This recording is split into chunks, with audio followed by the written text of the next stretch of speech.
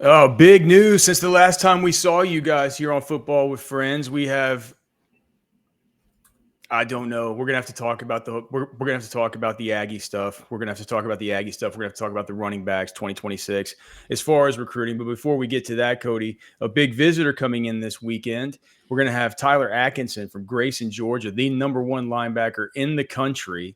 A guy who's already, I was talking to some people behind the scenes. You know when you have whenever you have our friend Dave Mulgeta at Athletes First already sniffing around one of these guys, he's probably going to be pretty good. Your thoughts on Atkinson? He's been here in Austin, apparently doing some workouts and stuff. Texas gets the last official visit, but he's been here in Austin doing these private workouts. He's also been jet setting across the country to all these other schools. Yeah, Atkinson. One I know notably. Talking about David Mulgeta, he was with Anthony Hill, Colin Simmons, Micah Parsons. Was it Jalen Walker or was it Michael Williams? I think it was Jalen Walker at the Super Bowl doing a bunch of interviews, doing the roundabout there. Atkinson being the one high schooler that was joining the group. Number one linebacker in America, according to Rivals, like you said, top 32 guy. And he's a stud. Plays with Anthony Davis, the other linebacker that we've talked about quite a bit on the show. I got him a notch behind the Talanoa Ili, the linebacker that went to USC. We've talked about him before in the show, but Atkinson's a stud, and getting him in this late in the official visit process here, June 20th, it's a big deal.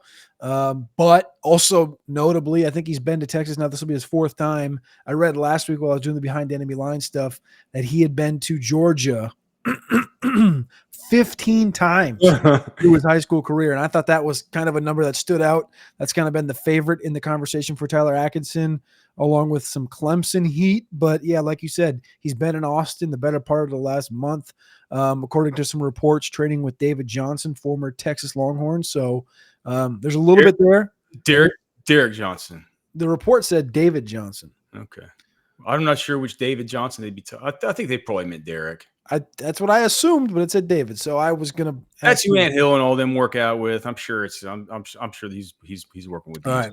And so then the other part of the report said that it kind of swung from Nansen was the one that was mainly recruiting Atkinson to now Sarkis kind of stepping into the mold and into the fold and having more conversations with Atkinson, as you'd expect, as it comes down to the wire. I mean, look, it's going to be hard. It's going to be hard, but I think that probably I would think that this weekend they'll sick Ant Hill on him as much as they possibly can, and they'll get him. I mean, I'm sure he's got to. Has he got to meet Alan Clark yet? I know he wouldn't be coaching him, but that dude's got some fairy dust. He seems to be able to kind of sprinkle on these things sometimes. So it's not one that I would be getting my hopes up for if I were a fan. It's going to be one of these, it's going to probably be one of these $2 million kind of recruitments. And who really knows Cody, I don't know how they're going to spread all this stuff out between just look at all the visitors they've had come in. Look at all the ones that seem like, look at the Richard Wesleys of the world. If they're going to make a big move for him, how much is he going to cost? Even guys like Dre Quinn, Vodney Cleveland. We've heard that these guys have a lot of suitors, man. And even though it feels like there's been some buzz behind the scenes that we could have some commitments coming up here later in the week, maybe not necessarily from this slew of visitors that's coming in this weekend, but possibly some guys. I believe that like we were talking to teams, like people were saying that some people thought there might be one on Thursday and maybe one on Saturday, something like that. So, it's gonna start adding up, and I don't know if you're gonna be able to be able to get the number one guy in the country. You're gonna have to make that like the crown jewel of the whole recruiting class, and it feels like it's a really hard. It just feels like a steep climb to get up to where Georgia is right now. 15 visits, home state. I guess it's better to be in the fight than not to be in it at all. What do you make of this upcoming weekend? Really quick, we'll talk about the next couple of days. But out of 20 recruits coming in, 6 of them are committed to Texas already, and a grip of them are 5'9", 6'0", and 6'1" on Rivals, including Atkinson and Richard Wesley, the 2 highest ranked ones. How do you make of that? Having 6 of the 20 already be committed? Well, so it's so that would be Diabell is coming in this weekend. Jermaine Bishop.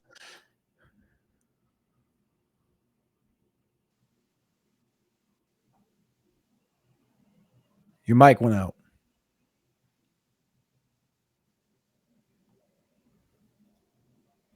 Sorry about that.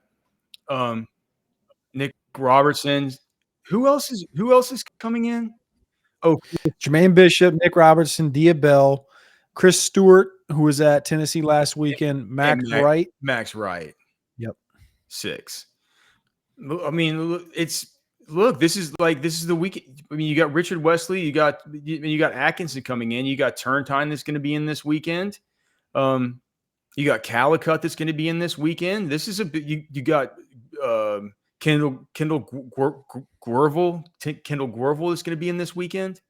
I mean, this is a whole grip of big time targets, man. It's like nothing attracts a crowd like a crowd. I think that having these dudes who are already committed into the class, like I said, I mean, of course, you're going to want to sit Colin Simmons on Richard Wesley and Alan Clark on Wesley, and you're going to want to stick Ant Hill on Tyler Atkinson. You just reminded me about that whole stuff whenever he was doing that. Him and Colin Simmons did that podcast with Cockamamie. What's the guy's name? Pivot. Yeah, doing that. Like when they were doing that whole thing at the Super Bowl, he was already there with them. So there's already a good pre-existing relationship there. But I think that this feels like the big recruiting weekend for me, man. And so, I mean, why not bring in the guys who are in the class? And if you see Dia Bell, you had it today is he was like, was he the MVP of the first day of Elite 11s? Yep. I mean, he's a Pied Piper, man. Like, get him in there. Let people see who the leader of the class is. Let them get to know who they're going to be possibly committing with. That's what I make of it. It's the big recruiting weekend, man. We have a monster coming up. One of those guys is James Johnson, who just added as well. James Johnson's a defensive tackle from Fort Myers, Florida, and we just both turned the tape on a minute ago for him. And that, I mean, my first instinct, and I don't know if this is your first instinct or not, but when I hear that they bring in a defensive tackle late, he's the number 4 defensive tackle in America right now, 6'4", 275 pounds, from Northwestern in Miami, Florida. I think I said Fort Myers. I meant Miami. Gervais, I think, is from Fort Myers. But he's the number 4 defensive tackle in America, and it's a late OV ad that came in today. He has at Florida last week and Miami the weekend before that. What kind of goes to your mind when James Johnson adds an OV to Texas today? Well, for one, I think he's a sick player. He's really, really good. This is just a freight train of a guy. But he, I mean, it's obvious. I think it's pretty obvious. It's like, where are they on Lamar Brown now? Yeah, that's right. Seems like that's the room. And like we've talked about multiple times, they're trying to add a bevy of defensive tackles in this group that's already got 2 in Corey Wells. And now my brain just went empty. Who's our other D tackle? Dylan Berryman. Yeah. And your guy. I know. And I've lost it for a second there. But no, you got Vodney Cleveland. We'll see what happens with that. Announcement's going to come this week. If you can get 4 or 5 guys, maybe they don't feel as confident in Lamar Brown now after his A&M visit. Yeah. It was, dude. Well, here's the other thing about these A&M visits, dude. We got to talk about KJ. What happened? KJ Edwards. I kept, whenever I was texting with you, I kept calling him KJ Jefferson. You were like, well, we're not going to talk about KJ Jefferson on the show today. I'm like, what do you mean? How can we not talk about how can we not talk about him? You're like, dude, he doesn't even play college football. He doesn't even play anymore. He's exhausted his 7 years of eligibility. I'm like, what do you even mean? You're like KJ Edwards, dog. This was one. Maybe I'm just completely ignorant now. Like whenever I heard that yesterday, I was like, oh my gosh, really? It feels like you put all your eggs in this basket, and then A&M comes and steals comes and steals the egg basket. Yeah, there's people on X that are saying like people were looking past how much A&M was in this conversation with KJ Edwards. Yeah. Obviously everyone on the Texas side was, because everyone, has seemed like it's been pretty much a Texas lean. And they're also going after the linebacker, DeQuibbs Beck from Carthage, who plays with him.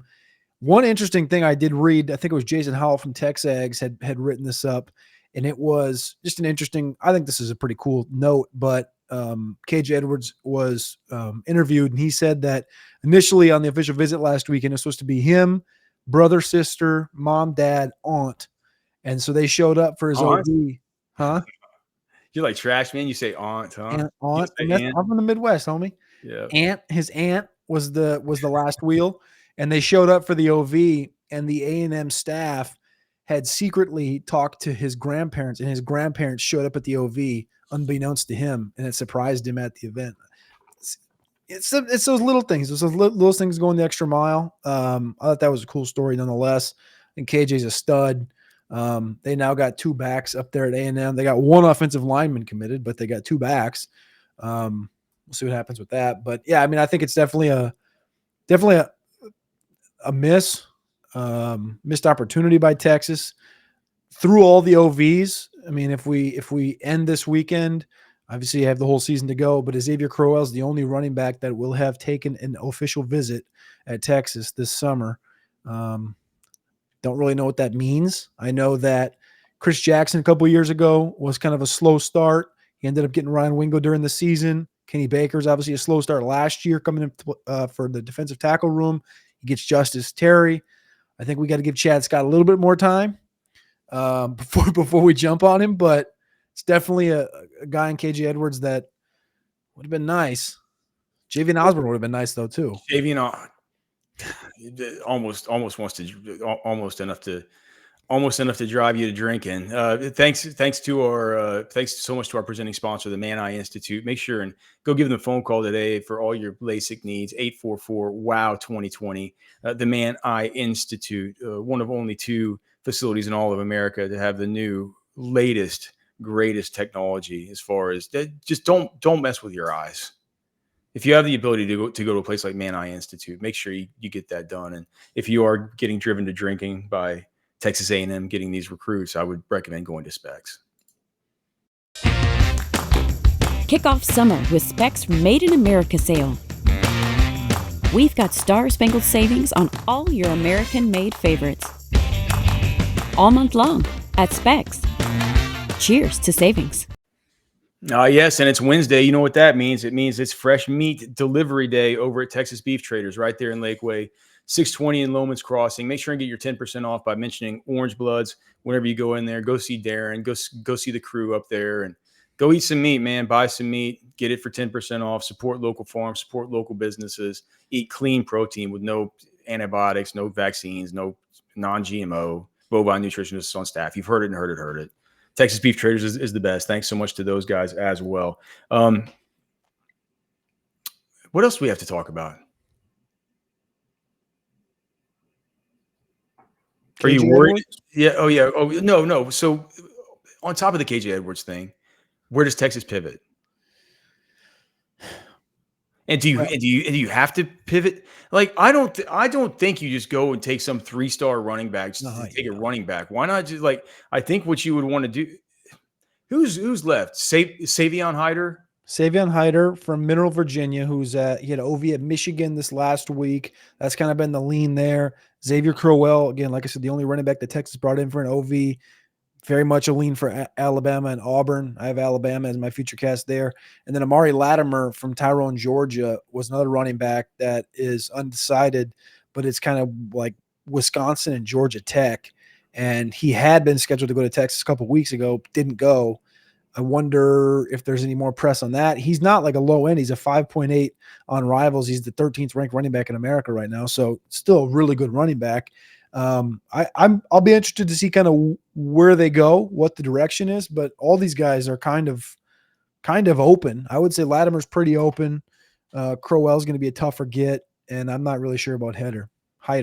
Here's my thing about the running backs, and you can call me crazy if you want, but they, when you look at, they have young running backs. Like, all these guys are freshmen and or redshirt freshmen or sophomores. If you look at CJ Baxter, Christian Clark, Jarrett Gibson, James Simon, Ricky Stewart Jr. I mean, I think, are you going to have to pay somebody that much less out of coming into 2026? It's like a proven asset out of the portal. Well, I think this is a big conversation that we should have on another show, but I think that it's interesting when you look at specifically the three positions I brought up before. Chris Jackson, who came in through the process, took him a little bit. He got Ron Wingo during the season. What happened that next window in the transfer portal? Big transfer portal group, right? Then this last year with Kenny Baker comes in. It's a slow start. They get Justice Terry at the end, but then they go out and they get 5 portal guys, right? Then fast forward to now. You got the running back coaching, Chad Scott. It's been a slow start. Does he finish with a big-time recruit? Maybe, maybe not. We'll see what happens in the recruiting class, but does that open the door for the transfer portal? It's kind of like it's kind of a trend, I would say, as far as these coaches coming in, slow start, hot finish, hit the portal to regroup. But also at that running back room, you could be looking at it with the dudes that are there from Trey Wisner, Gibson, Baxter, Clark, James Simon, Ricky Stewart. 365 days from now, Alex, all 6 of those dudes could still be on campus. Thanks so much to the Man Eye Institute for bringing you guys football with friends here. Remember to give them a phone call, 844-WOW-2020. See life better with the Man Eye Institute. They are our presenting sponsor. Also, thanks to Texas Beef Traders. Thanks to Specs Wine, Spirits, and Finer Foods. Thanks to Poncho Outdoors. And thanks to you guys for being here. We really do appreciate it. Please like the show, subscribe to the channel, tell a friend about the show. And if it's your first time watching, we're here every night at 6. So thank you guys so much for being here. God bless you. For Cody, I'm Alex. We're done.